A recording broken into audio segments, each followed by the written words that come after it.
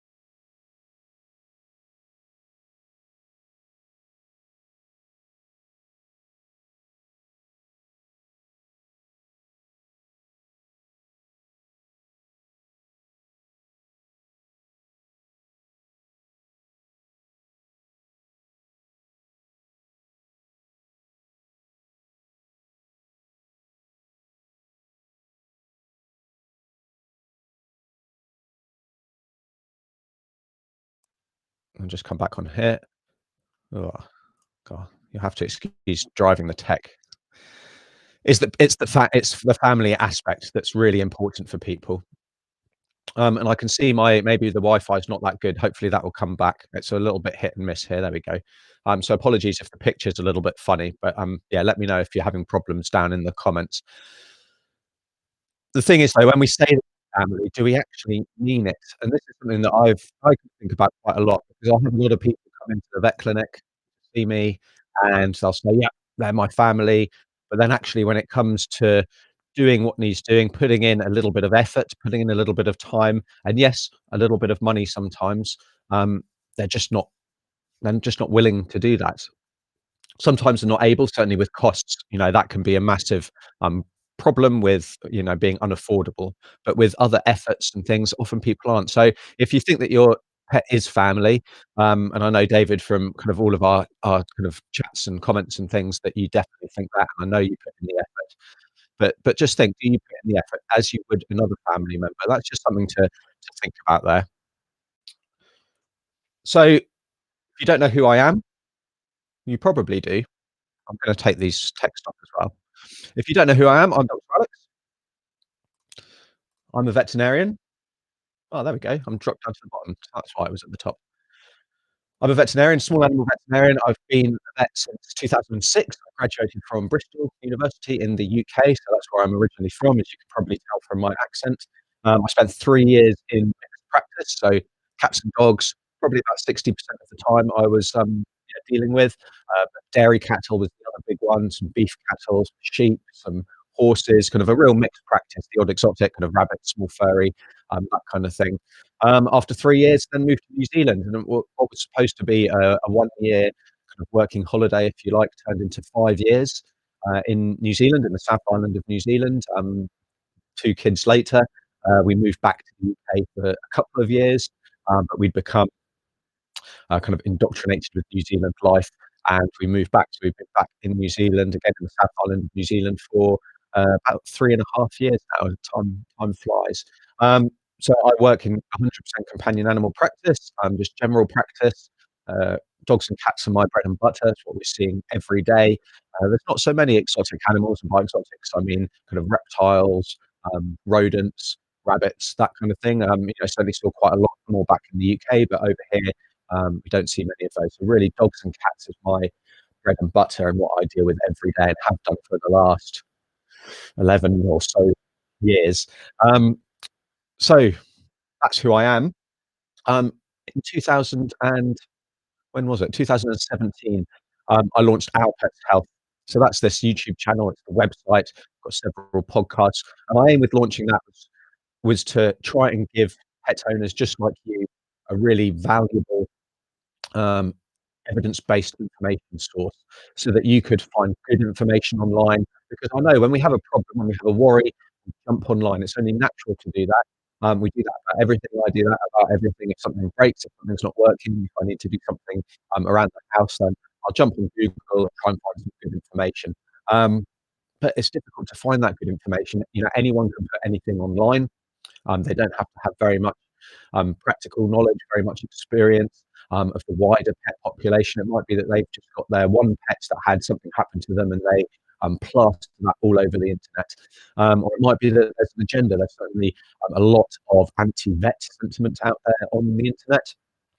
Conspiracy theories of all kinds of things. So I know how difficult it is to find good information online, and that's what led me to launch Our Pets Health and keep going with this project. So it's been going for 2.5 years now, but this is very much my kind of side project, if you like, and very much a companion animal work vet in general practice. So that's our Pets Health.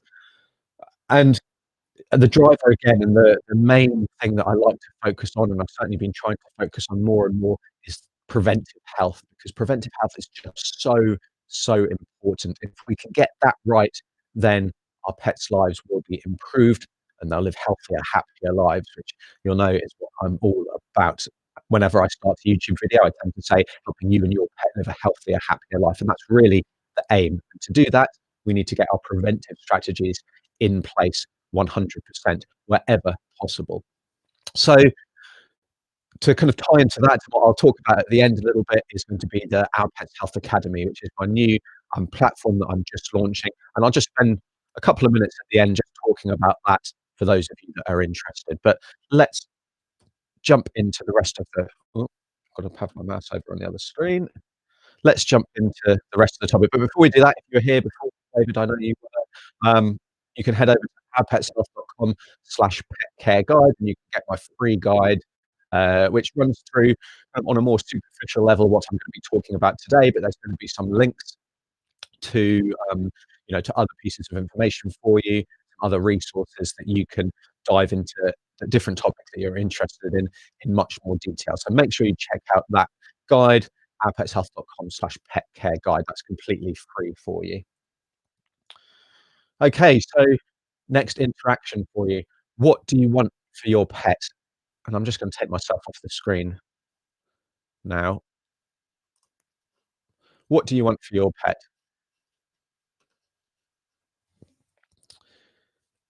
If you think about their future, their now, depending on what problems, what do you want for their pet? Well, if you're like of most dedicated pet owners I know and interact with every day in the vet clinic, you want them to be happy, you want them to be comfortable, and you want them to live a full life. So it's not complicated, is it? We don't want it doesn't seem like very much, but it's exactly what we'd want for ourselves, for our children, for our partners, for our parents, for our siblings, for our friends. We want them to be happy, we want them to be comfortable, and we want them to live a full life, and our pets really are no different when it comes to that. But how do we go about doing that? Do we just trust luck? Do we just cross our fingers and hope that our dog or our cat is one of the few lucky ones that, doesn't have any problem throughout their life? They stay nice and healthy, they don't get any major disease, they're real happy little souls, they don't get any problem.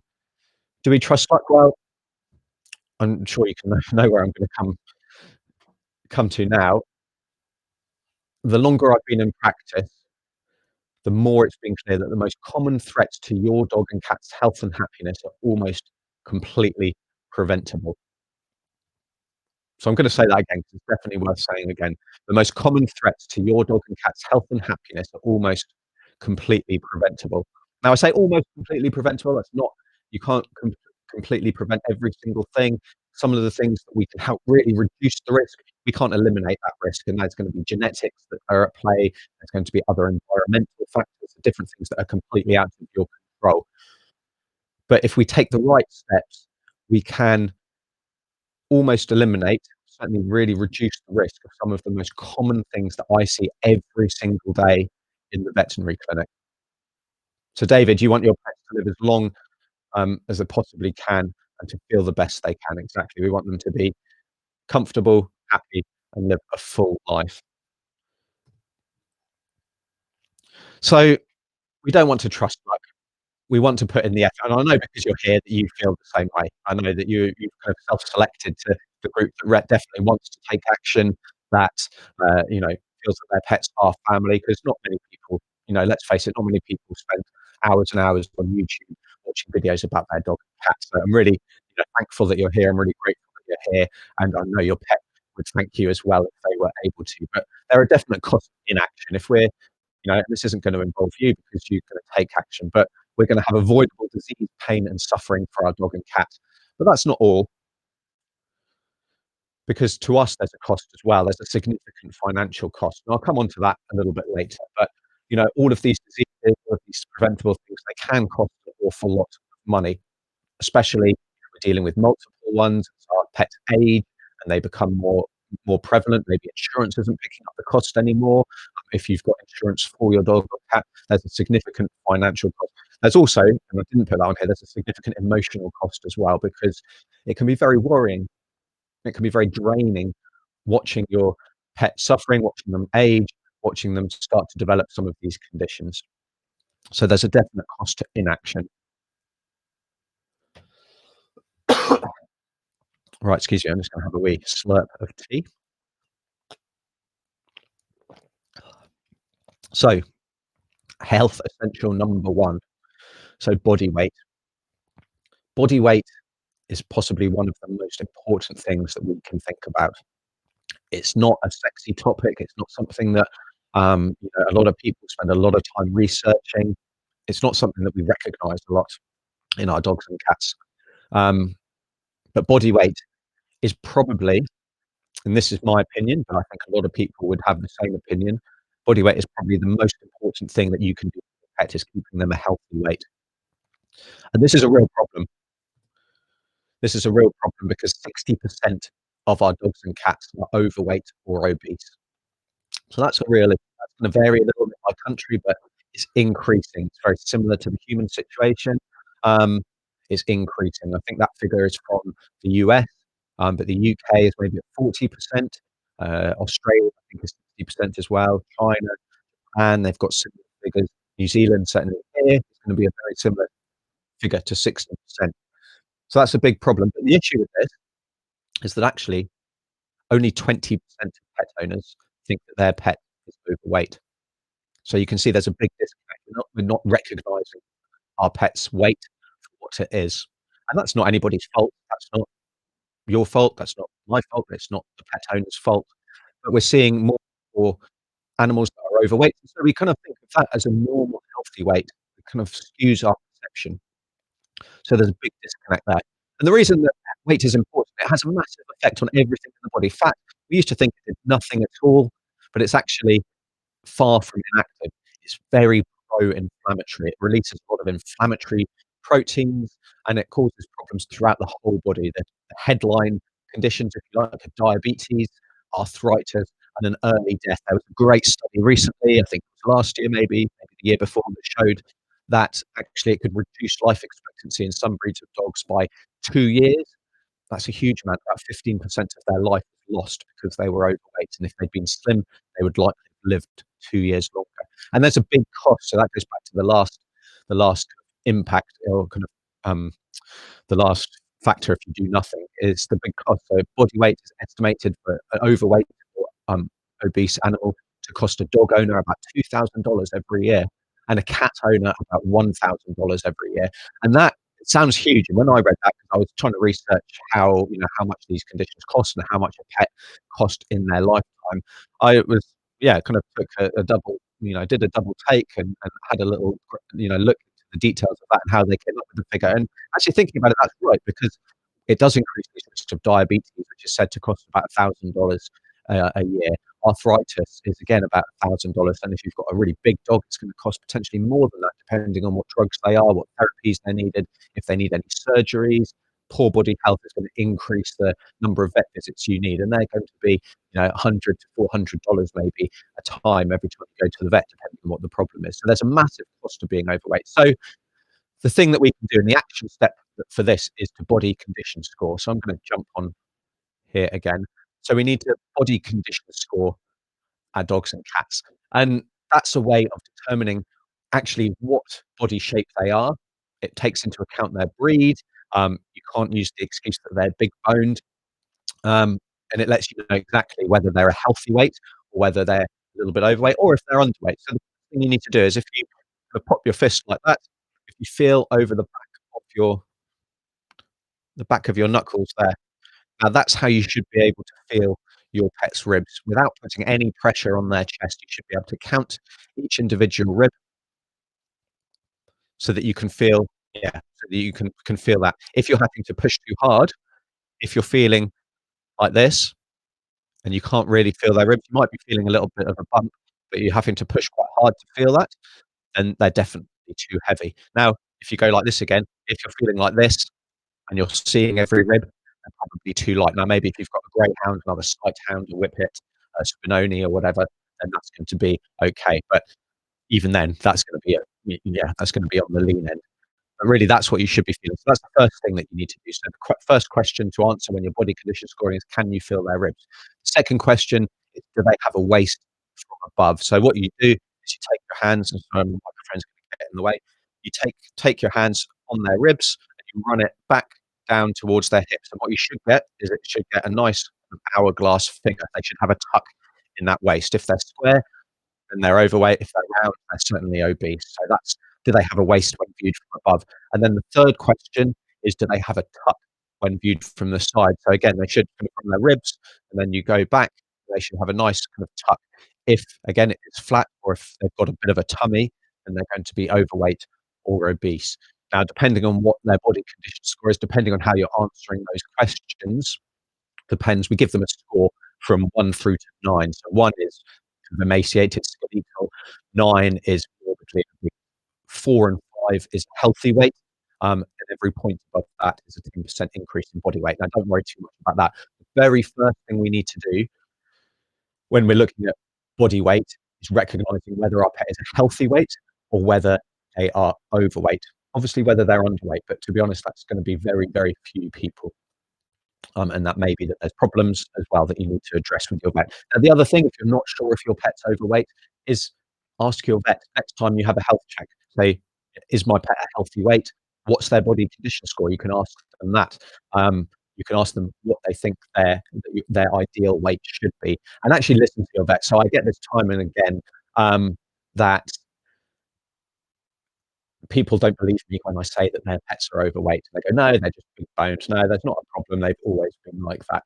Um, but really, your vet, they see dogs and cats all day, every day. We get very used to knowing what a healthy weight animal should be. So, definitely talk to your vet. The veterinary team, the veterinary technicians, the veterinary nurses are going to do a fantastic job of this as well, and often they are really enthusiastic about weight, and often they'll have programs as well to help your pet lose weight. Those programs are often free, so really take advantage of them. Now, I've got different resources, and over on the academy, I've got resources as well. But I'm all about working with your vet team, having a fantastic relationship with them, and weight loss. If you do need to have a weight loss journey with your pet, it is a journey. It's not something that happens overnight. It takes time, and having that support from your veterinary team is really, really important. So that's kind of my first health essential there. So let's jump in. David, my dog Bigfoot was injured 4 years ago and developed arthritis and got overweight, and age played a factor. Absolutely. There are certain things that are outside of our control, David. If there's an injury, then, we can definitely, it's not uncommon for the pounds to pile on. And neighbours all love them and Bigfoot, and they feed them. That's a big problem. That's a big problem in cats as well. I've got a patient at the moment who we're trying to help lose weight, but the cat is an outdoor cat. That's very common in New Zealand. And yeah, the owner knows that he gets fed at various different houses in the neighborhood, and that's really difficult. Um, but, there's things that we can try and do, and we can only do our best. Look, I'm not into blaming people, and I'm not trying to, shame anybody or anything like that, but I'm just trying to, tell it how it is and help kind of highlight the importance of it. We can only do our best when it comes to trying to make changes, and if we are trying to make changes, even if they're not working as well as we would like, any small impact is gonna make a huge difference. So that's body weight. So let's move on to health essential number 2. So this is oral health.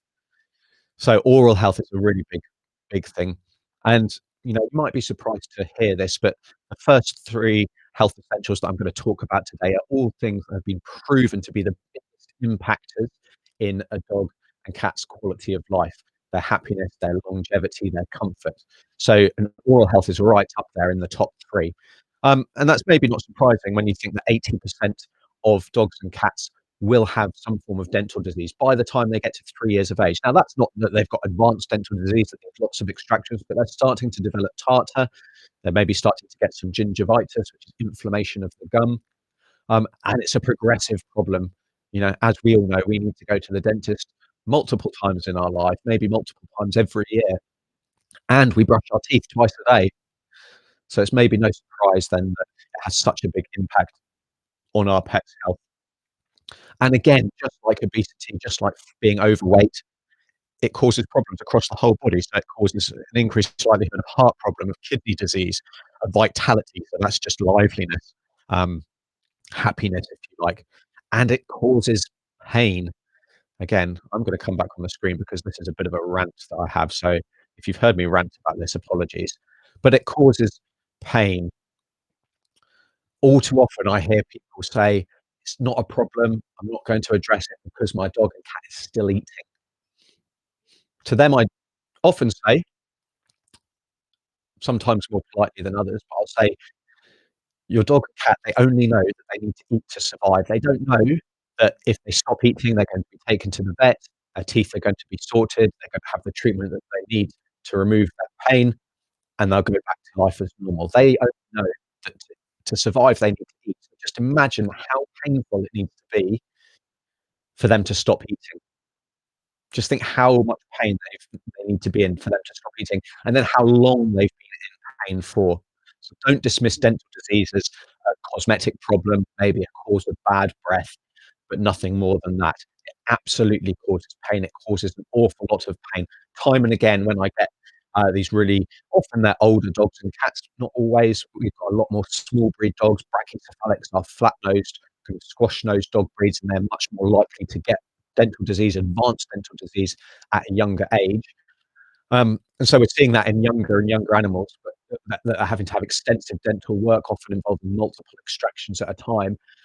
All too often when, my nurses ring the owner back, and even the next day, 'cause we do a call the next day just to check everything's going well, that there's no problems that we need to think about addressing, that their pets are comfortable. Very often they say that their pet hasn't eaten like that for years. They're eating really happily. Remember, they've just had major oral surgery effectively. They've had multiple extractions. Certainly when we see them back a week later, they'll say that their dog is behaving like a puppy, their cat is like a kitten again, they're much more lively, they're playing again. All things that they did, and this is often when owners didn't realise that there was a problem in the first place, and maybe it took some convincing that a dental procedure was needed. So, yeah, don't ever think that your pet's not in pain if they've got dental disease, certainly advanced dental disease. And to know this, it's pretty simple. Lift the lip. So lift up their lip, just part their lips. You don't have to open their mouth wide, so the cats often won't like that and won't let you. But you can just part their lips, looking at the outside surface. If you can look at the back teeth especially, because that's the ones that often there's the more advanced disease, the back teeth at the top. If you're seeing a lot of reddening around that gum line where the tooth meets the gum, that's gingivitis, that's inflammation, that says there is disease present. If you're seeing a lot of heavy tartar on there, that's the yellow deposits that you see on your teeth, on hopefully not your teeth, on your pet's teeth. They're all signs of disease. You can't know what's going on under that tartar, until your pet has a cleaning procedure at the vet. Yes, that does need an anaesthetic, but to do properly, to probe the teeth, um, only then can you know exactly what's going on.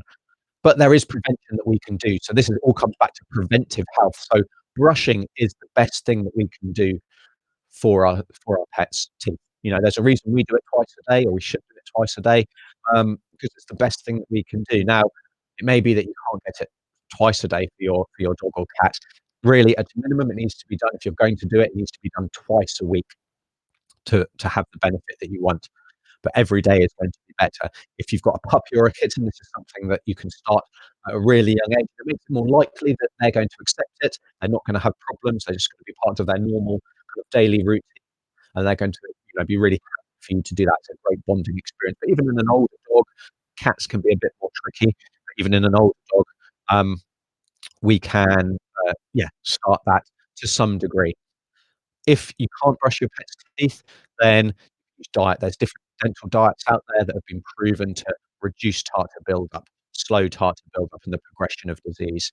There are dental chews, which are great for those dogs that do spend time chewing. Now, a lot of dogs, though, Labradors especially, and other big breeds, power chewers, they'll bite these chews into chunks and swallow them in large chunks. Now, they enjoy them as a treat, but it's not doing much for their teeth. So if your dog is a good chewer, though, and there are various other kind of dental things, and there are gels as well, and water supplements that, if you think of them a little bit like mouthwash, they help reduce the bacterial load in the mouth, and reduce the progression of the disease. They're not foolproof, but they can definitely, definitely help to slow down the progression of the disease, and are great to start either at a young age when the teeth are already clean, or especially after having a cleaning, a cleaning session at the vet's dental procedure. Um, so that's really oral health. Now, Klaus, which equipment to brush my dog or cat's teeth? Give me 1 second, and I'll just come on with, a kit that I've got that I'm actually, planning to do a video about. So just bear with me 2 seconds.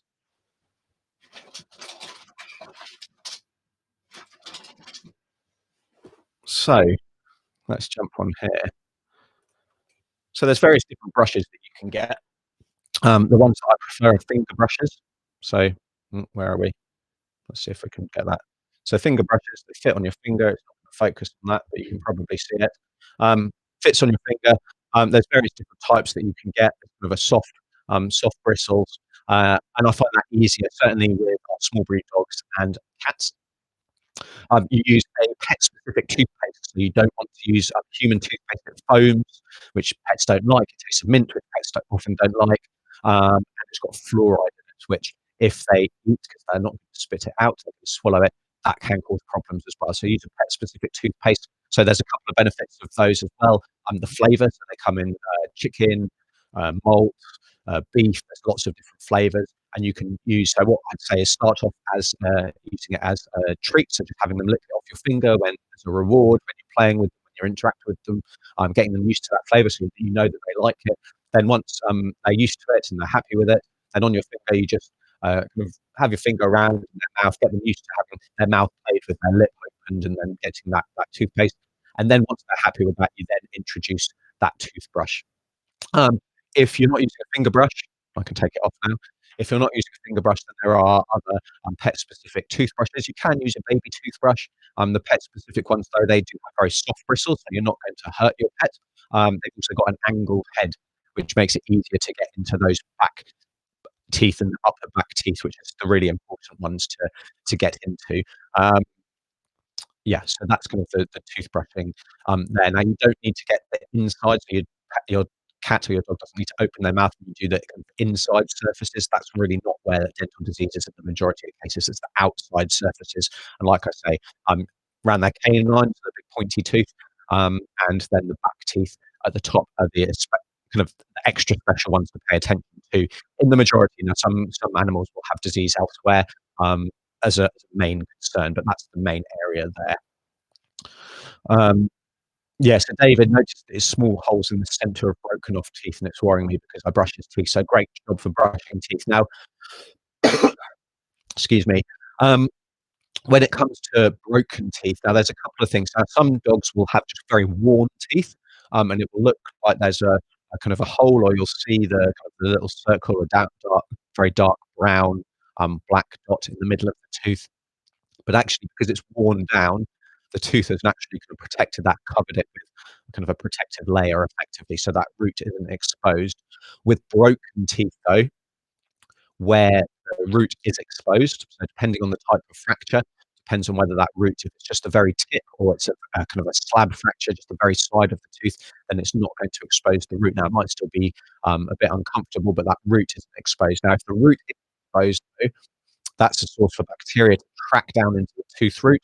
It sets up a dental abscess, so an infection at the root of that tooth, and again, that is a source of pain and things. So, next time, David, you're in a vet clinic, just ask your vet about that tooth, and their advice on that, because broken teeth, they are, and often it's more it's either the canines, the top canines, they often break. And if they break high up, then that's going to expose the root, or the big chewing tooth at the top, which we call the carnassial. It's the really fat, big, it's the last premolar, but it looks like, yeah, it's the big chewing tooth. That often has a slab fracture. If the tooth is broken, then ideally we either do kind of advanced dental procedure if your vet offers that. Most won't. We certainly don't. It's more of a veterinary dentist specific, having a root canal. There we go, the name nearly escaped me. So having a root canal treatment done effectively, or that tooth needs to be removed because it's a source of pain. So yeah, that's a really important point, David. So thanks for bringing that up. Okay, so that's kind of how we can look after our teeth or our pet's teeth. So moving on, health essential number 3, pain recognition. Now, David, you've already said that um, and I know that your dog has, Bigfoot has arthritis. Recognizing that they've got a problem is the most important thing here. So that maybe this isn't as much of a preventive thing, but it's preventing them from being painful, and that's really important. So preventing them from living in long-term pain, because arthritis is incredibly common. Um, all too often, I hear people say that, their dog is stiff, they're slowing down, but they're just getting old, there's not much we can do. Um, you know, they're not in pain, they're all right. But again, to them, I say, "Well, why do you limp when you get up? Why are you a bit stiff?" It's because you're sore. Now, it might not be that you're in excruciating pain, but you're painful nonetheless. So it's really important that we learn to recognise the signs of pain for what they are, and they are different in dogs and cats. So dogs, yes, they start getting stiff, especially when they get up first thing in the morning, or after they've kind of been lying down for some time. It takes them a little bit of time to stretch out, to get going. And then maybe in the early stages, actually, once they're up and about, once they've warmed up, then, they're fine. They're not lame, they're not showing any other signs of problem, they exercise normally. But that stiffness is the first sign that something is starting to be uncomfortable. So, there are other things. So they're gonna limp, maybe. They're going to not exercise as play as much. It might be that normally they'd be off exploring on the walk, but you're finding that they're hanging back, they're walking with you more and more, or they're a bit reluctant to kind of going off a certain length of time. It could be that they're limping on, yeah, one leg in particular. It can be quite difficult sometimes to see that they're limping, because often Arthritis affects both back legs is the most common place, but it could be front legs as well. Elbows is a common problem depending on breed. Um, so it can be that their gait, how they're walking is not normal, but it's not a limping as we might think of it. So it can be sometimes quite difficult, even when there's really advanced disease going on. So really learning the signs of pain. Now cats are very different, and we used to think, or it used to be felt that cats weren't suffering from arthritis very often. They're small, so they don't have the impact, and they weren't limping. They're not stiff, but actually they show signs of pain in very different ways. So cats are very good at adapting their behaviour so that it doesn't hurt. So you might notice that rather than jumping up onto the countertop, they jump up to a chair first and then the counter. That's because it's less painful for them to make those smaller leaps than the big leaps. It could be that they're hesitating a little bit when they're jumping down from a high area because when they land, it's going to hurt their front legs. It could be that they are withdrawing. They're spending more time supposedly asleep, and after all, they're an older cat, so they're going to be a bit more sleepy. But actually, they're just lying still because it hurts to move. It could be that they're withdrawing from family, they're not interacting as much because they're worried it's going to hurt. And a big key as well in older cats especially, is that they're going to get matted because they're not going to groom themselves as much because it hurts to reach all of those kind of hard to reach bits, so they stop grooming as much. So those are much more subtle signs of being in pain. And again, that free guide that I at the start, there's a link down in the description. You get hold of that, and there's a lot more detail about the signs of pain you need to think about. And then when it comes to recognizing these signs of pain, we then need to take action, and that's what this is all about. We need to take action. Now, with arthritis, there's a real uh, holistic approach that we need to take. So it's not just about drugs. That's not the only thing we need to do. Certainly, that's something that's an accusation that a lot of vets that all they want to do is drugs. Now, that's absolutely not true. I think sometimes it's actually all people want to hear because it's the easy thing to do, to give a tablet and not do some of the other changes. But we need to take a holistic approach. We need to look at their environment. Is there any way we can reduce slippy floors, try and make stairs easier for them, use ramps to get into the car, lift them down from the car if they're not too big, um, to stop throwing balls for them, to manage their exercise so they're getting several short walks a day, one short walk rather than a big long walk at the weekends. Um, it's thinking about supplements, but thinking about them carefully, not just relying on supplements as well. Um, so we need to think about a whole holistic management. And yeah, if you head over to that guide, there's a link as well to a free arthritis course that I do that runs through a whole load of these things. So recognizing pain. So that's the kind of the top three things that are going to impact your pet's life. They've been shown time and again, and it's no surprise to me when that kind of paper got released. And actually, the first thing when I started our Pet Stuff, the very first pieces of content that I put out were about arthritis and recognizing pain and about being a healthy weight. So, they really are that important. They might not be, big sexy topics that people spend a lot of time researching and trying to prevent and help. And certainly with dental health, a lot of people don't really think about that. But it's these small things, these seemingly simple things, uncomplicated things, I should say, simple. They're not necessarily easy, but they are. It's not difficult to understand what's going on. So, Ace, I can see your question there about seizures. I'll tackle that, kind of at the end, if that's okay. So there are more conditions, though, that are impacting our pets' lives on a daily basis. We have control of, or we can go some way to preventing the impact, not necessarily preventing the disease, but really preventing the impact that they can have on our pet's life. So we can think about things like behavioral problems. If we properly socialize our dogs and cats at an early age, our dogs getting them used to different people, different noises, different animals, all that kind of thing, different experiences, then they're much less likely to have behavioral problems when they get older. And behavioral problems are the biggest cause of death and rehoming in dogs under the age of 3 years of age. So that's that important socialization. For cats, though, it's the same. How many of our cats like going in our carriage cage to go to the vet, going in the car?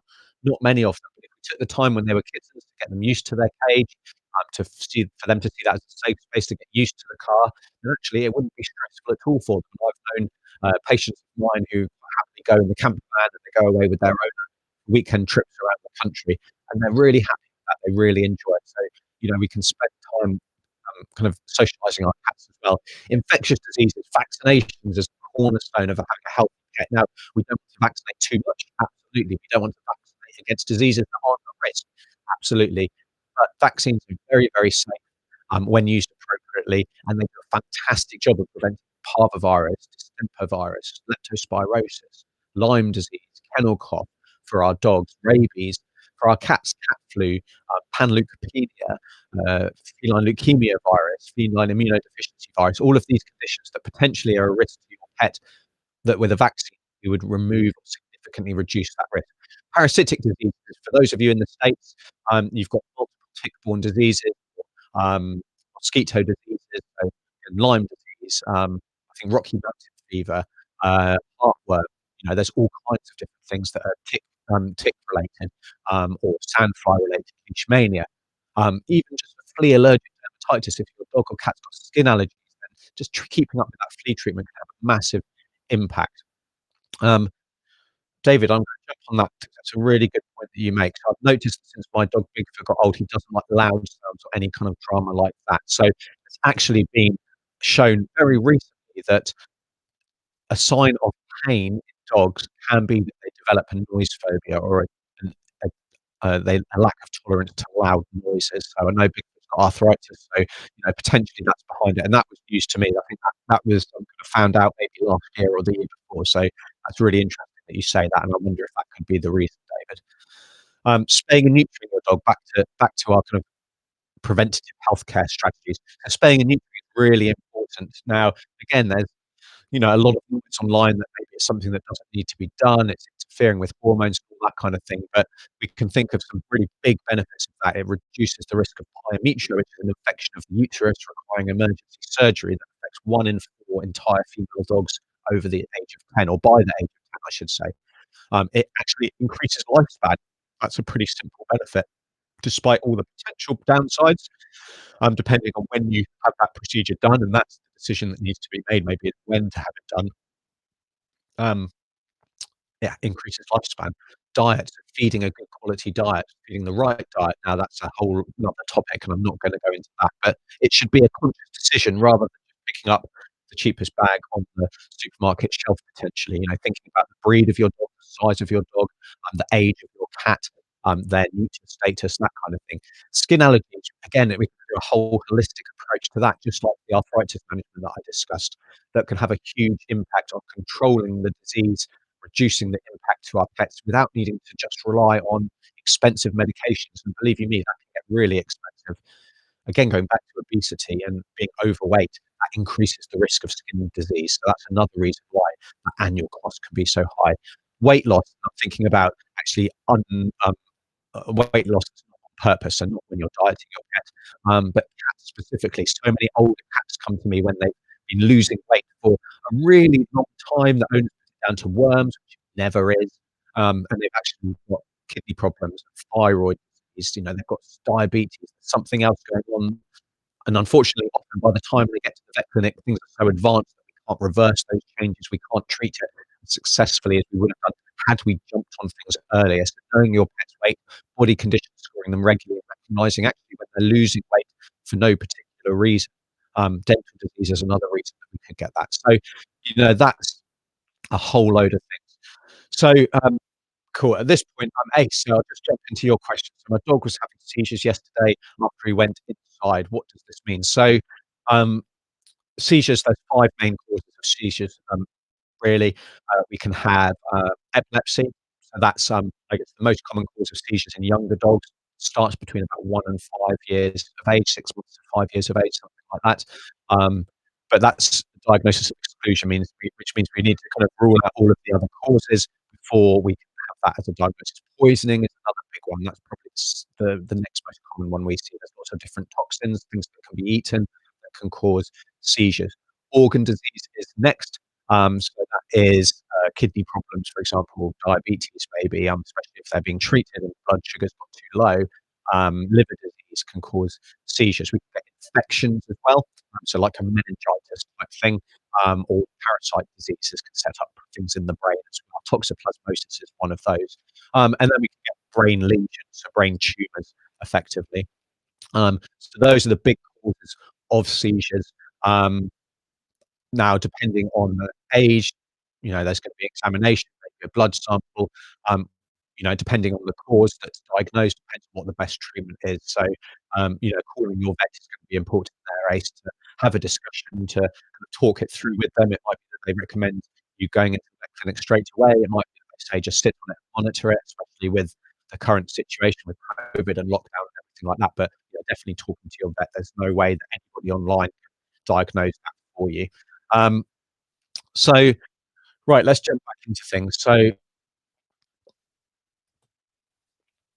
really, which path do we want to take with our pet's health? So, we can take the left path here is the path that most people take.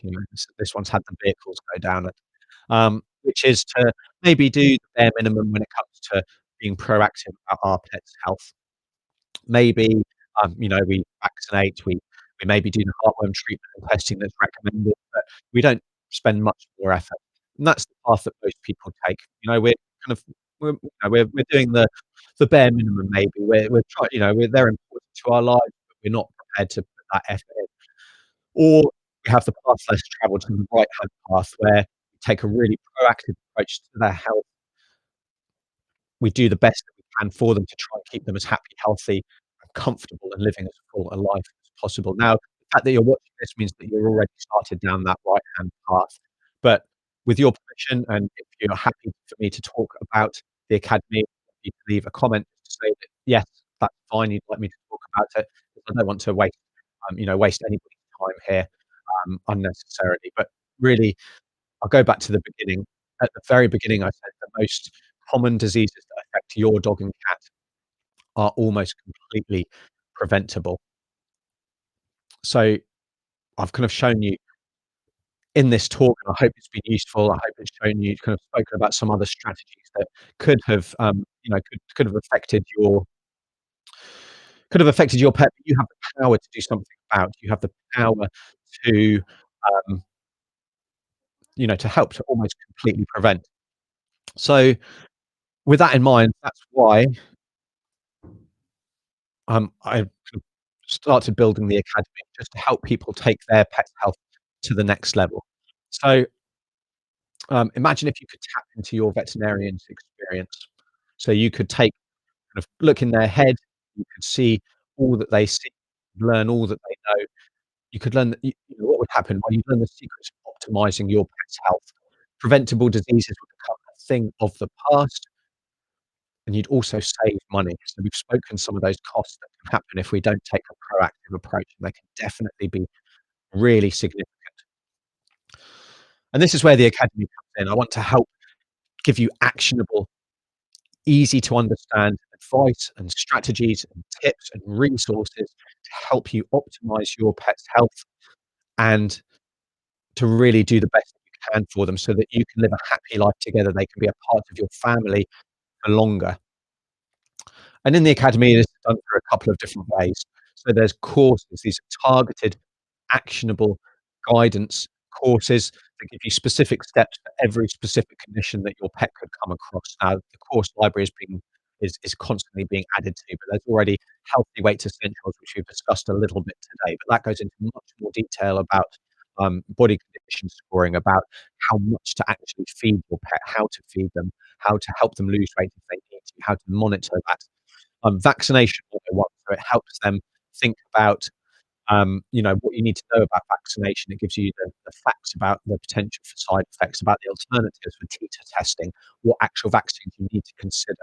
Arthritis, it goes into detail about that. Common poisons, senior pet care. That's the next one that I'm currently building and writing the content for, that will be released very soon. Each lesson is broken down into each course, sorry, is broken down into short lessons. So this one, arthritis, there's 11 lessons, bite-sized information, so it doesn't take long to go through a specific lesson. And at the end of each lesson, you're going to have had a key learning, a key action step that you can take. So it doesn't require hours and hours and hours of your time, which I know nobody's got. And each lesson, jumping into each lesson, that could be text, it could be video, it could be a download. Um, Again, it's very easy to keep track, to tick each one off, to bookmark lessons that you'd like to come back to, you'd like to reread. So that's all of the courses in the academy.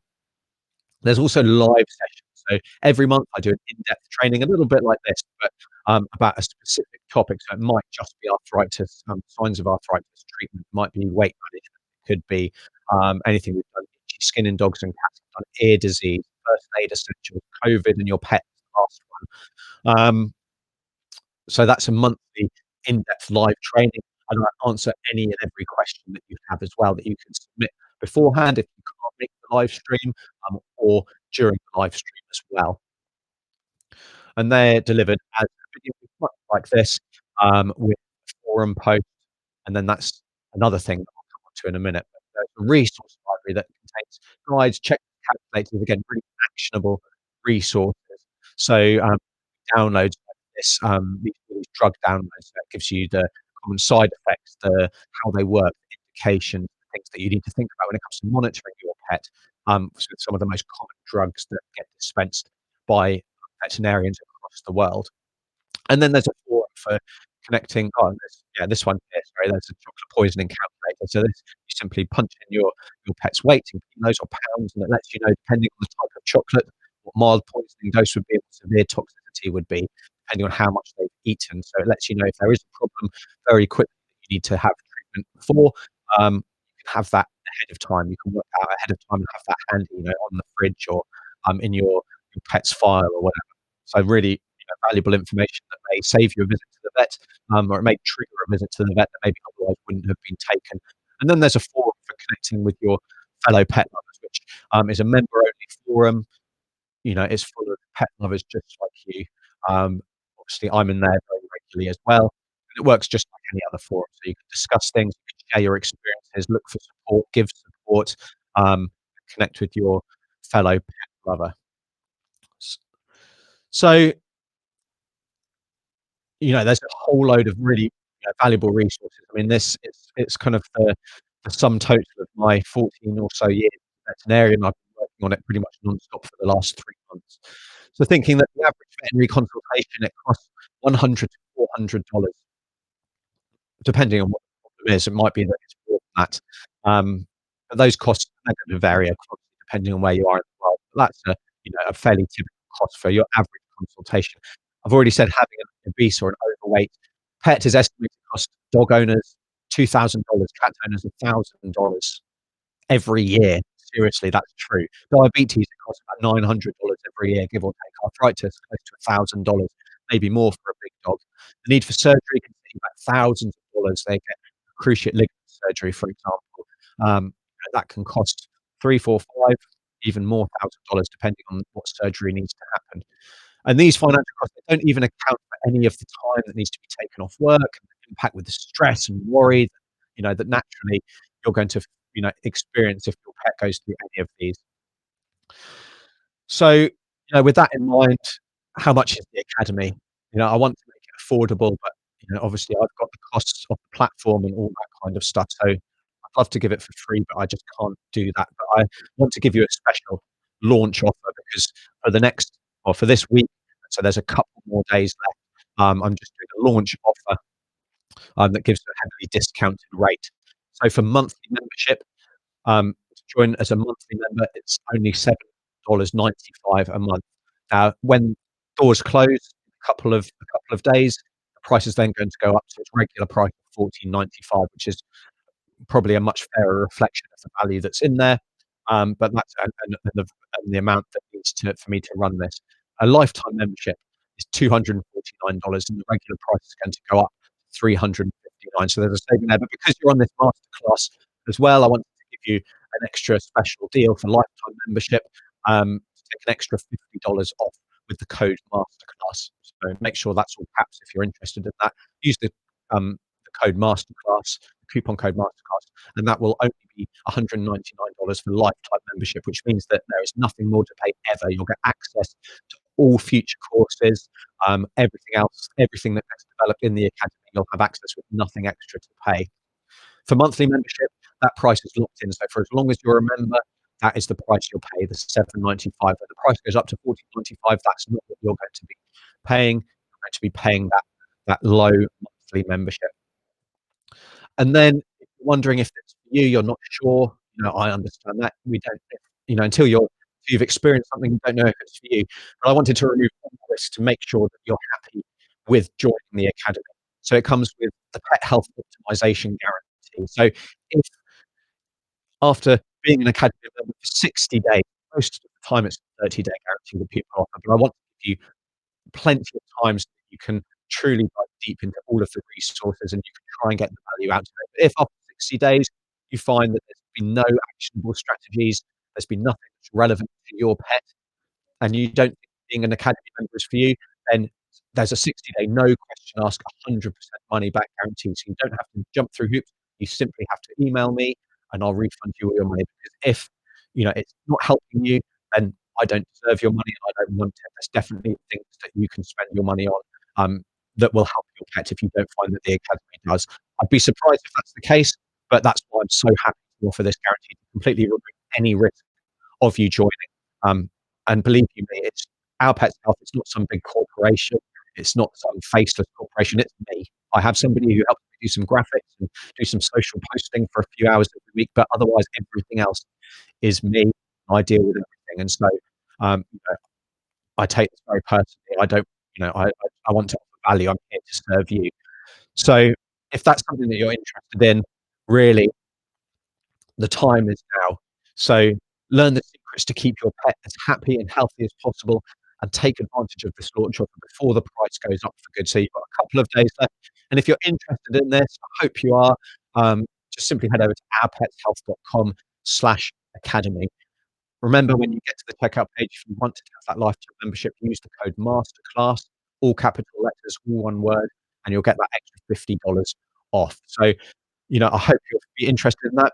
But if not, I'm still gonna be providing all of the free content, that I do, the regular videos, podcasts. So I know, again, I don't want to take people's money if you can't afford it. If you can't afford to take your pet to the vet, then potentially you're better off saving the money so that your pet has got a bit of a fund should they become unwell, should they need treatment, because think of this as it's been described as a concierge service by some previous members, and you'll see what Renee has to say. She's an academy member who's getting fantastic value with her dog, Wyatt, um, who also is suffering from arthritis, like your dog, David, I believe.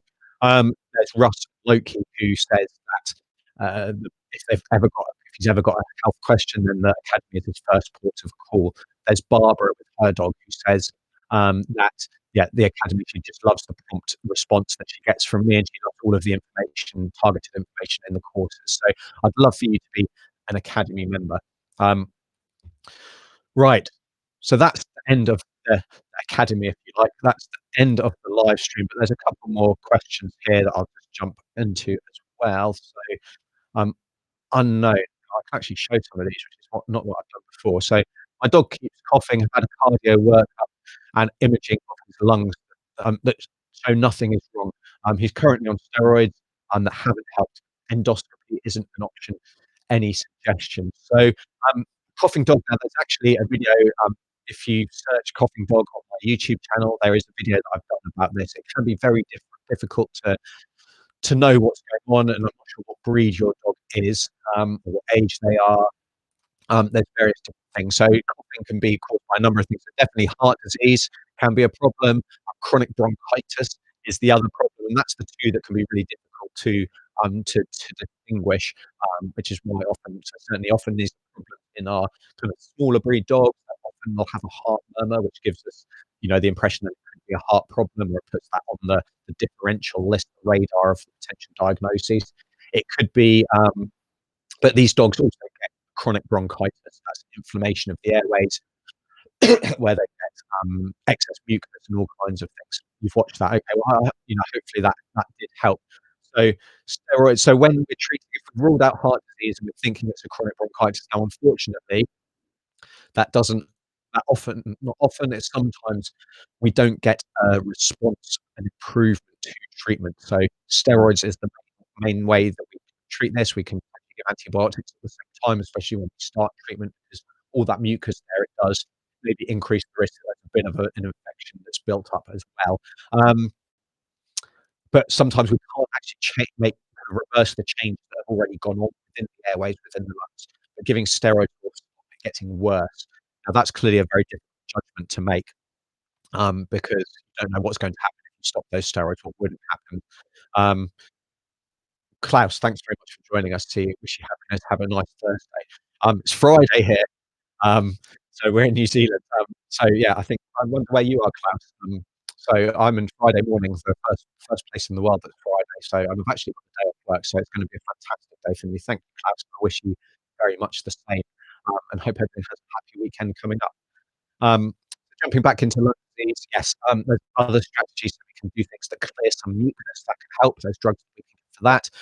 Having it going into a steamy room using kind of steam therapy, or using a vapor nebulizer that kind of you breathe in air droplets, water droplets, saline droplets that help hydrate the lungs, shift some more mucus. That can really help as well. Other things you can get lungworm and things like that. So it may be that there's other tests that need to be done. So it doesn't always need to be endoscopy. And if you say endoscopy is an option, because your vet doesn't have it, you can do lung washes blind, and that's certainly what I do on a regular basis. And you can get very good information from that. That does involve an anaesthetic. It does involve cost, though, and it may be that that's more of the issue there. So yeah, I hope that gives you, some maybe ideas. But maybe talk to your vet about what the next steps are. You can also get inhalation therapy. So we think that maybe more with cats with asthma. You think of like an asthma pump that we have, where we use the same thing for cats, and they have a mask with a spacer, and sometimes that can help a little bit more in our dogs as well. So that's something to think about there. So, yeah, I hope that gives you more information. So, I think that's all of the questions. I'll just have a quick run through, ACE with seizures. I think I answered that for you, Ace. I hope that gave you some information that you need. Um, Fantastic. So really, that's it for the live stream. I hope it's been really valuable to you. I hope it gave you some useful strategies. Like I say, you can get that, and I'll just put that link. There's the link down in the show notes to the academy. I'd love to see you over there. Remember, there's only 2 days left for those special offers, and yeah, so definitely jump in and take advantage of those discounts if you can. I'd love to see you there. Remember, it comes with about 60 days, no questions asked, 100% money back, guarantees. Even if you've paid for 2 months worth of membership, I give you those 2 months back, if you ask me within those 60 days. So that gives you time to run through everything to make sure that it really is the place that is for you. You've also got that free guide at petcare guide, and the link is down in the description. Share this with your friends and family. Make sure you tell them all about our pets' health.